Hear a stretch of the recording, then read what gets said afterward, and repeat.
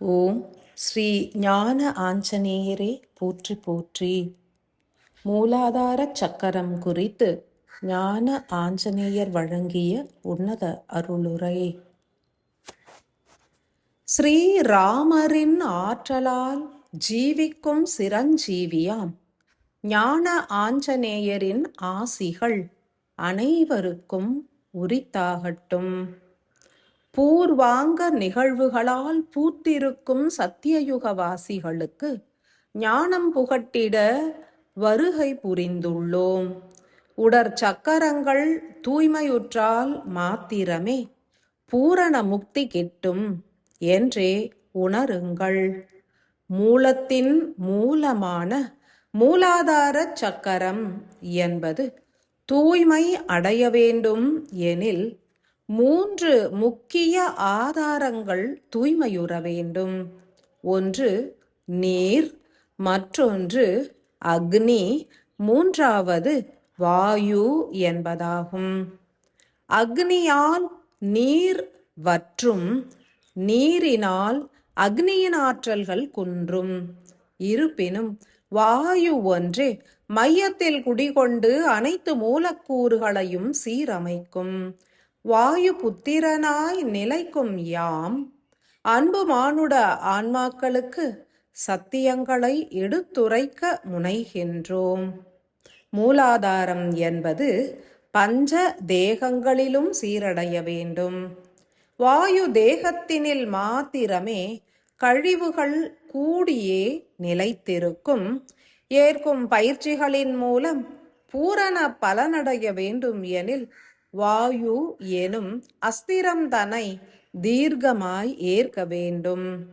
சுவாச காற்று என்பதே வாயு அஸ்திரம் என்றே உணருங்கள். மானுட தேகத்தினில் சுவாசம் எனும் வாயுவானது துல்லியமாய் ஏற்கப்பட்டு பல கூறுகளாய் பிரிக்கப்படும். தசவித வாயுக்கள் குறித்தே மனிதர்கள் அறிந்திருப்பர். ஒவ்வொரு வாயுவும் தசமாய் பிரியும் என்பதும் சத்தியமே. உடற்சக்கரங்கள் 7 என்றே அறிந்திட்ட நிலையில் அவை பஞ்ச தேகங்களிலும் பல கூறுகளாய் பிரிந்து எண்ணற்ற சக்கரங்களாய் இயங்குகின்றது என்றுமே உணர்த்தப்பட்டது. மூலாதார சக்கரம் என்பது ஒரு தேகத்தினில் 175 சக்கர அமைப்பாக பிரிந்து பணியாற்றும் என்றுமே உணர்ந்திட்டீர்கள். இருப்பினும் முதன்மை மூலாதார சக்கரம் என்பது முதுகெலும்பின் எல்லையில் தேகத்தினை நிலைக்கச் செய்திடும் ஆதார ஆற்றலாகவே விளங்கிடும்.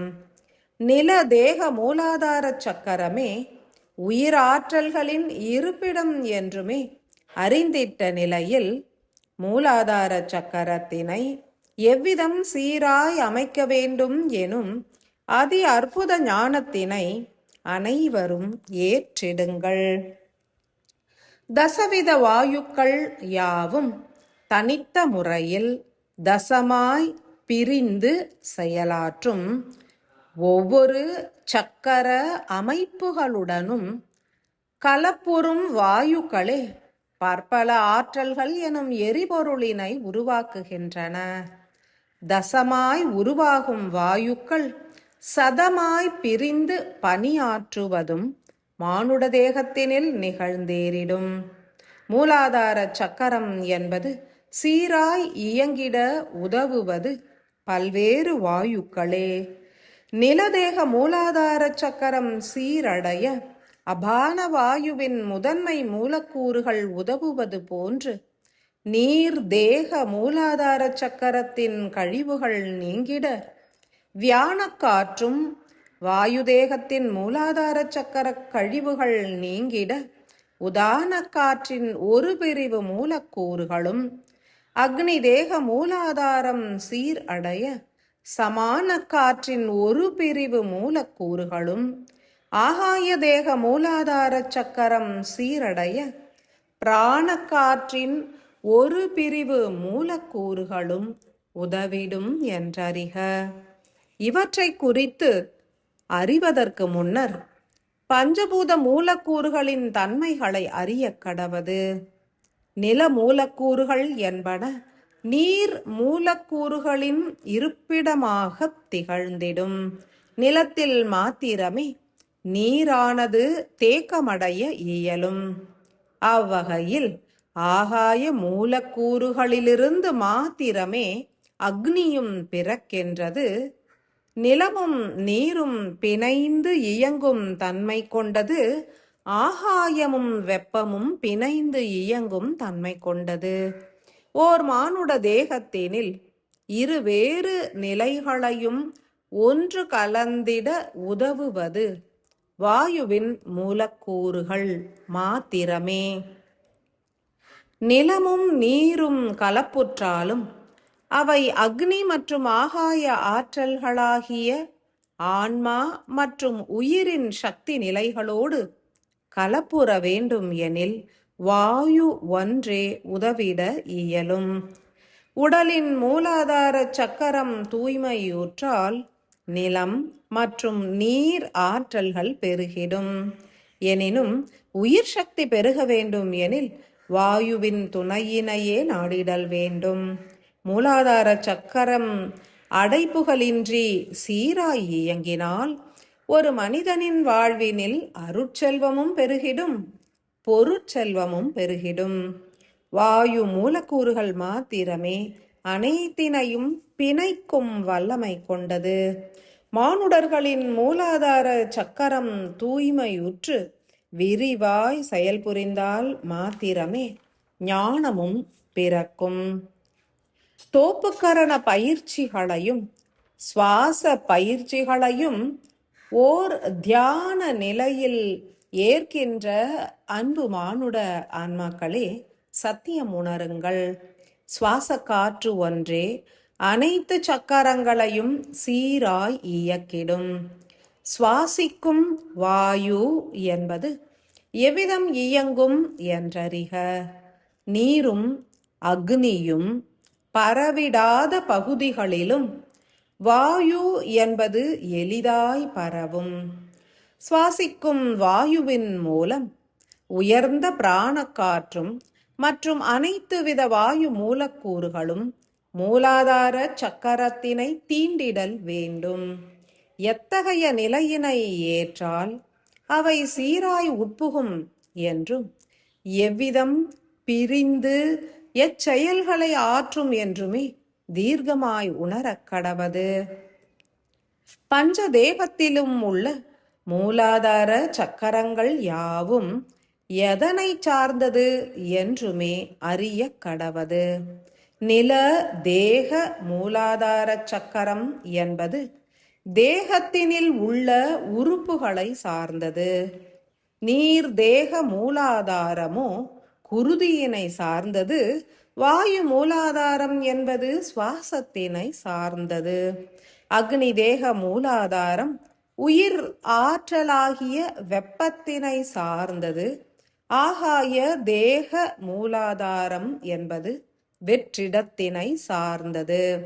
ஆகாய மூலக்கூறுகள் என்பது விழிகளுக்கு புலப்படாத அருவ சக்தி கொண்டது. ஒளி மற்றும் ஓசையினால் நிறைந்தது.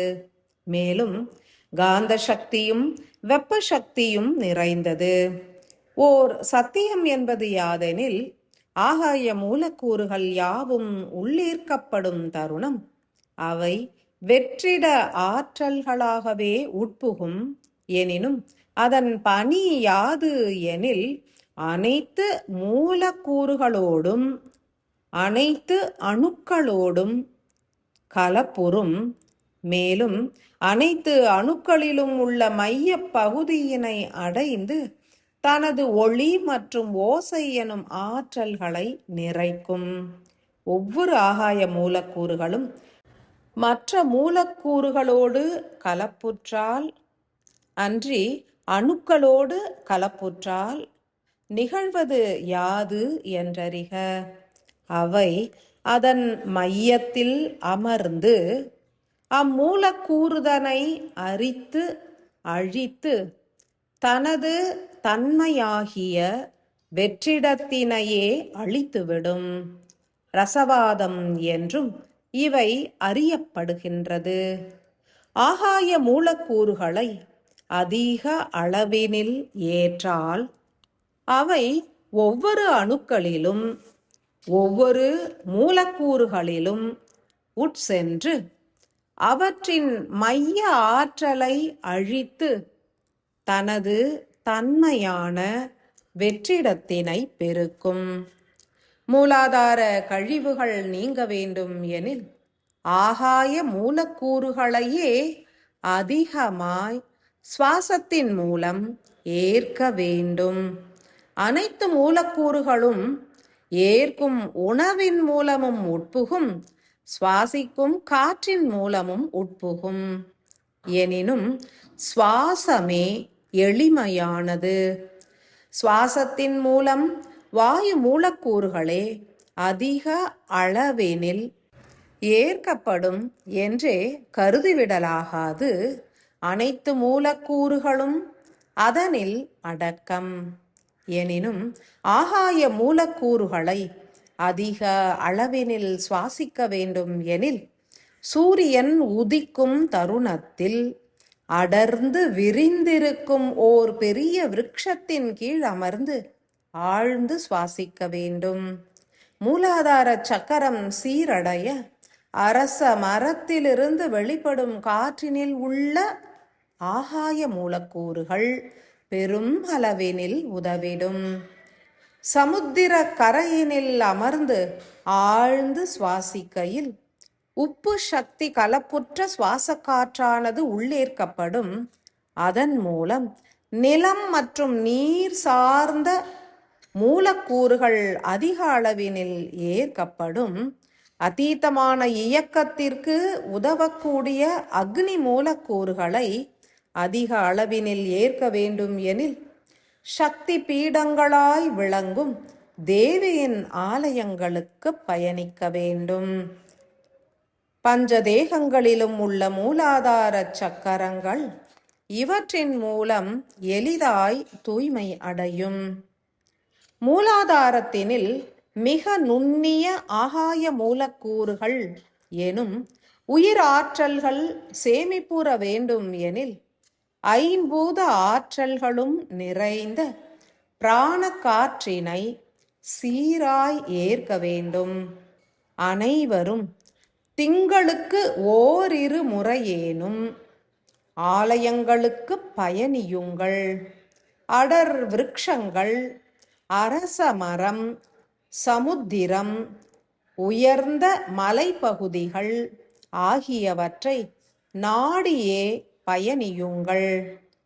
அமைதியாய் வீற்று ஆழ்ந்து சுவாசியுங்கள். இறை சிந்தனைகளை மாத்திரமே அத்தருணத்தில் மேற்கொள்ள வேண்டும். மூலாதார சக்கரத்தினில் மனதினை குவித்து ஆழ்ந்து சுவாசித்து மிகவும் சீராகவும் துல்லியமாகவும் இயங்குவதாக எண்ணியே செயல் புரிய வேண்டும். காற்றினை மூலாதாரத்தினில் தேக்கி அவை எங்கும் பரவி செயல்புரிவதனையும் உணர வேண்டும். ஏனெனில் காற்று ஒன்றே ரசவாதத்திற்கு துணை புரியும். அனைத்து வித ரசாயனங்களும் உற்பத்தியாகும். 175 வகை மூலாதார எரிபொருட்களும் உருவாகிட தசவாயுக்களும் அதன் உட்பிரிவுகளுமே உதவிடும் என்றுணருங்கள். பயிற்சிகளும் முயற்சிகளும் தடையுறாது தீர்க்கமாய் நிகழ்ந்து வெற்றியினை அருளிட ஞான ஆஞ்சநேயரின் பூரண ஆசிகள்.